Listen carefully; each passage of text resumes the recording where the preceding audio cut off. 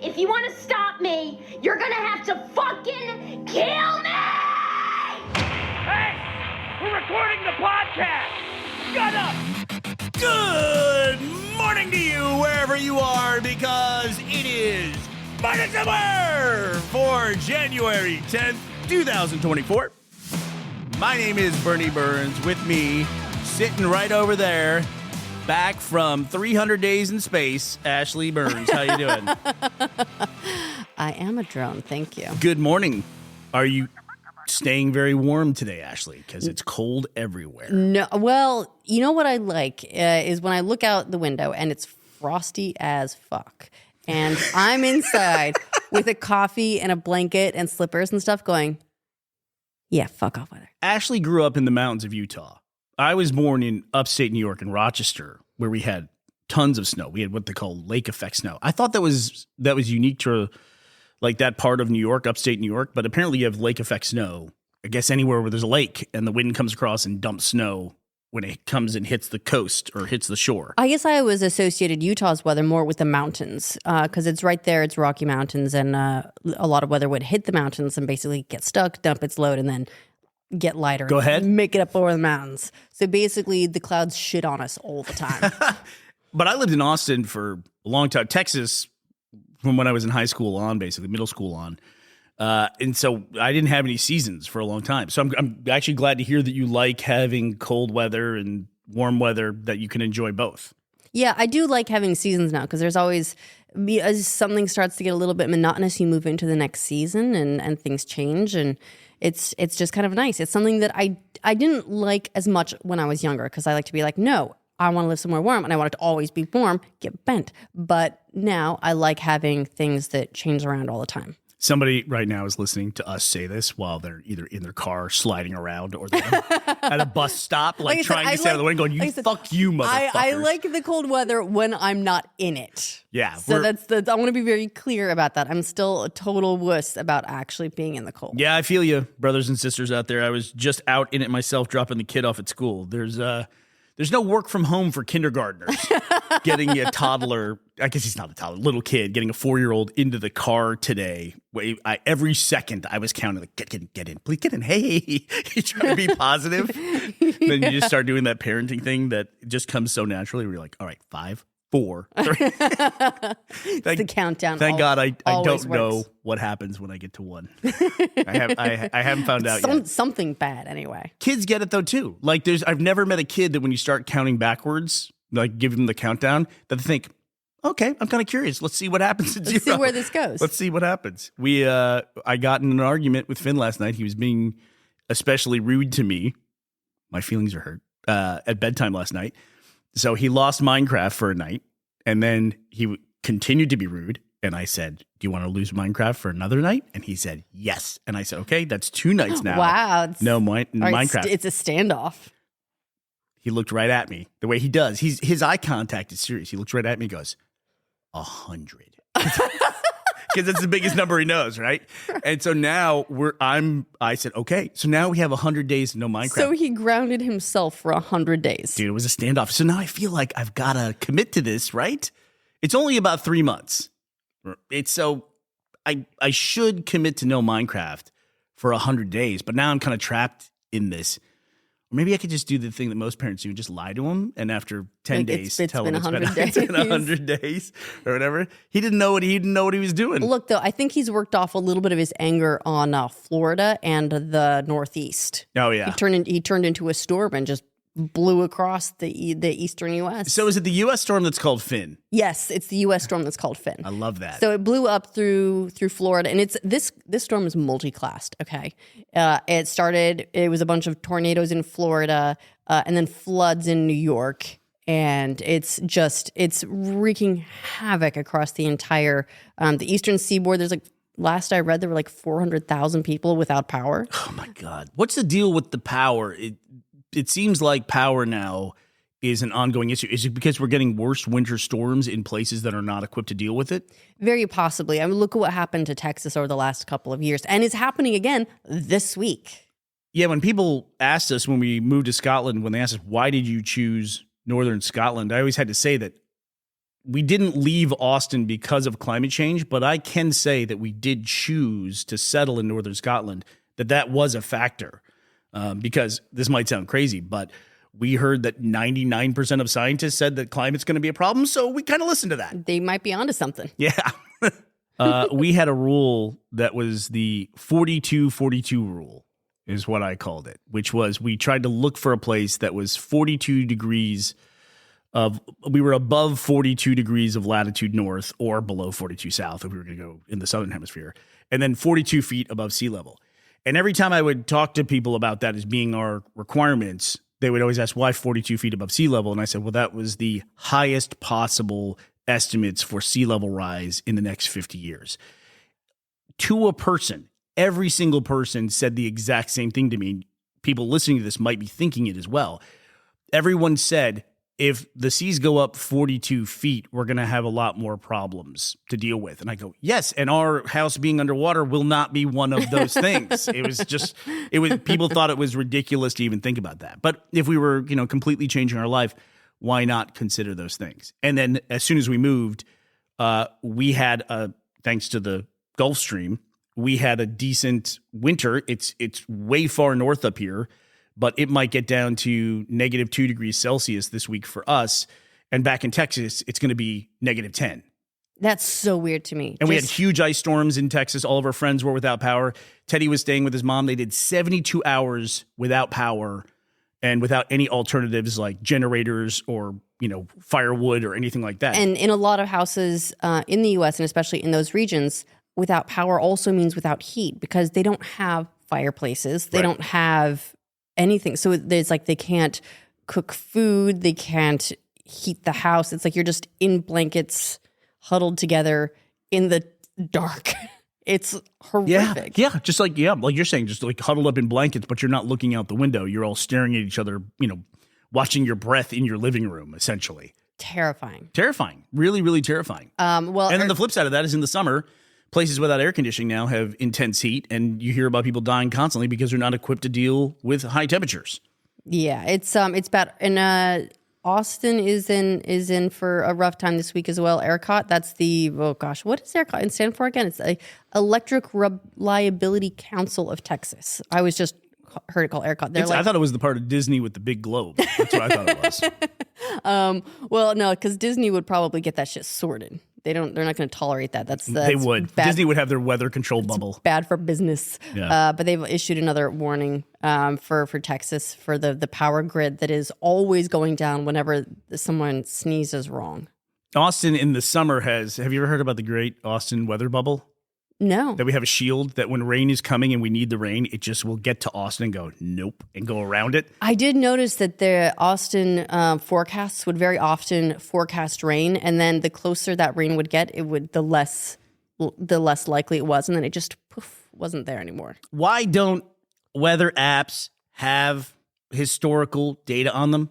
If I go to my app on my phone and I look at the weather, how come I cannot see the weather yesterday or the day before? Like when you don't know we what knew the high the weather was yesterday. Yeah, we now know what the weather was. Like if it's going to go below freezing, I want to see when was the last time it was freezing where we live. Nah. As soon as the day goes by, as soon as the hour goes by, the weather app goes, I've never heard of that before. I don't know why. Why would you ever want that? Why would you ever want that information? And it's so bizarre that every weather app treats it that way. Also, I would love to have a weather app that will show me both Celsius and Fahrenheit, because I don't know about you, but I'm in this weird transitional phase where I use Celsius for cold temperatures. Like when we get close to zero, I just want to know when it's freezing, and getting to zero is a great way to figure that out. And then when it's higher temperatures, I use Fahrenheit. I'm a bit more, I use Fahrenheit indoors. Because so for higher temperatures, yeah. Yes, I guess so. Because it's a finer temperature. Like because Celsius is like 2.2 Fahrenheit degrees, something like that. But it's a 2. Yeah, it changes, but yeah, it's a little around 2 anyway. And so going from 69 to 7 degrees, or you have to go from like 70 to 72 degrees to go 1 degree change in Celsius. So you get, if you're trying to like control, you get a lot finer control if you think in Fahrenheit, which is good for indoors. But yeah, it doesn't matter quite as much outdoors. It's like, is it 66 or is it 68? Yeah, that's a very modern human problem. It's like 71.8? Nah. 71.2? Yeah. Perfect. How could you possibly tell the difference in those two things? But you can tell. But you can absolutely tell. I will say that I've gotten a lot more cold friendly, and I didn't think this would ever happen. Now I wear sweaters indoors, and Evie's room got a little bit warm overnight. I walked in this morning. I was like, "Ooh, it's sweltering here." It was 70 degrees. Was it really? Yeah. Yeah. Finn's room got really, really, really warm as well, and it was 71 degrees. Yeah. And I walk in, I'm like, oh. What is that? So just for deal with that. Our metric friends out there, was that 19, It's 20, somewhere in there? Yeah, it was 21 degrees. Yeah, see, I haven't made that conversion yet. I'm working on it. I'm doing my best. I'm working on it. But I mainly just pay attention if it's 0 degrees, because freezing's it's a big deal. But like, for instance, where we live now, northern Scotland, it might be a little bit freezing next week. But in Austin, Texas, it's going to be down -9 degrees Celsius. And we're not even going to get close to that. So next Tuesday is our former home in Austin. Our friends will be huddled up in blankets, staring at each other in their living rooms. And it's gonna be tough too. There's already people, thousands of flights have been canceled. So people trying to travel can't, because just airplanes aren't set up for it. And one of the issues with areas that aren't set up for cold too, like, again, I'm going to use Austin as an example. It'll freeze, and people say, well, why don't you just get the snowplows out? Because Austin doesn't have snowplows. No. Austin has never needed snowplows. There's not a fleet of snowplows to roll out. I think there was a freeze a few years ago where they were trying to borrow snowplows from other states. Also, if I may, You may. if one snowplow existed in Austin, all it would do would tear up the incredibly terrible roads they already have in Austin. We would go back to visit.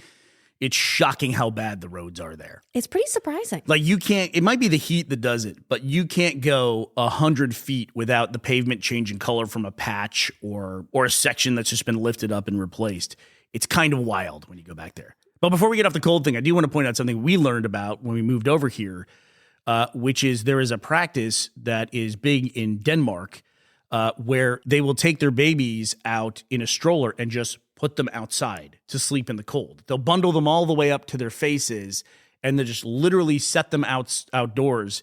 If you see a cafe in the middle of the day, everyone will be inside drinking coffees, and outside will be all these strollers just out there with babies outside, and they just leave them there or leave them at the park and things like that. It's supposed to be really good for like the for breathing and just general health, I think. They don't really have, I've tried to look it up, like what's the explanation or the science behind it, but it's really just a tradition. We'll post a link to Snopes about it. It just says that people do it because it's tradition and it makes the babies healthier. And also, I should point out, I said stroller. That's the American word. Here in Europe, they say pram. Or buggy sometimes. Yeah. What do they say in Australia? Rolling Joey. A toy tank. I have no idea. I really don't know. Yeah, but that's wild to me. That's wild to me. And in the Snopes article, it was funny because this came to light from a TikTok video. There was a big trend or video that had 16 million views. And some of the comments were, one person wrote, "We live in New York City. I can't even leave a bag of chips outside." And another person noted, this is true, "I would go to jail if I did this." By the way, I love sleeping like that. If we're ever, go camping and it gets cold and you get in one of those like really low temperature rated sleeping bags and you just get almost like a butterfly in a cocoon where it's just your face poking out, that's incredible to me. That's like one of the best ways to sleep. So I'm on board with it. I think it's great. So while we were talking about TikTok videos that have made millions of views, there's been a trend recently, which seems to be the trend of 2024, which is YouTubers retiring. Some long-standing YouTubers. Tom Scott, who is a YouTuber that does a lot of fun informational videos, he has retired from weekly videos. Just last night, there was a very popular gaming YouTuber named Matt Pat. He did the Game Theory channel. Yeah, we worked with him a couple times at E3, actually. Did we? We did. He came on the show every year that we did E3 with YouTube. I think another guy you worked with retired as well. I think Captain Sparkles also retired. I saw him mentioned in a comment thread. I don't know. Can you look that up? I will. Because I would hate to say that somebody retired if they have not. But then also a guy that I really like. He's retiring from Minecraft. He's retiring from Minecraft. Okay, that makes sense. And that's kind of what Tom Scott's doing as well. Tom Scott is retiring from weekly videos, but he's continuing to make other content. When we first moved over here, and I had retired, I even said at the time when I did it, can't say I won't ever come back and do anything, but for right now, this is what I want to do. So I'm really happy for the people that are doing this because it is really hard. It is a very unique way to entertain people. Unlike any other form of entertainment, it just doesn't stop. You do it. If you do it 10 years, it's 10 years. It's not like 3 months on a movie, 3 months off, 3 months back on. If you're doing online entertainment, it is almost every single day you're working. With really no breaks. It's demanding. It's exhausting. It's fun and it's really unique and it's new and exciting, but it wears on you for sure. So, I mean, look, give it a couple years and start a podcast. And I will say this. I didn't really have the opportunity to do it when the older boys were young, but I will never, ever regret taking that time off when Finn was between, infancy and 4 years old. I will never, ever regret those years. It did cost a lot of money to do it, and we were fortunate to be in the position to be able to do that, but that dedicated time with him, magical time, and I will never regret having done that. I say that now, but if the money completely runs out, I'll go, kid, look what you did. What have you done? What have you done? You took out Florida and the bank accounts. Oh, I wanted to mention another guy that I absolutely love online who also has kind of like changed what he's doing. There's a filmmaker named Joel Haver. I don't even know if I can say his name right because I've only read it. Haver or Haver. He makes these incredible, absurd short films, and he's made them for a long time.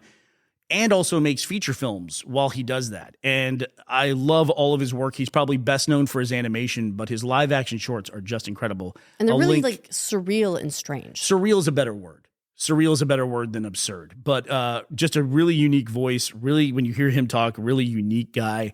And he's retired from making weekly short videos. And now he's off to make just feature films. So I wish him the absolute best. Good for him.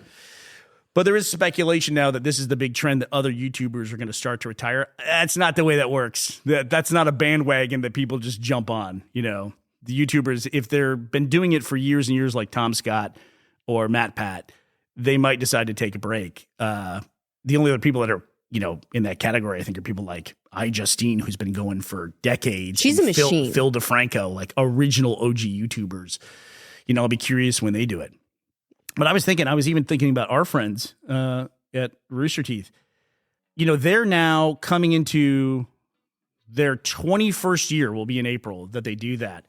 And you really can't compare that to anything but Saturday Night Live. And the tenure of some of those guys who've been there the whole time, it's longer than anyone who's ever been on Saturday Night Live.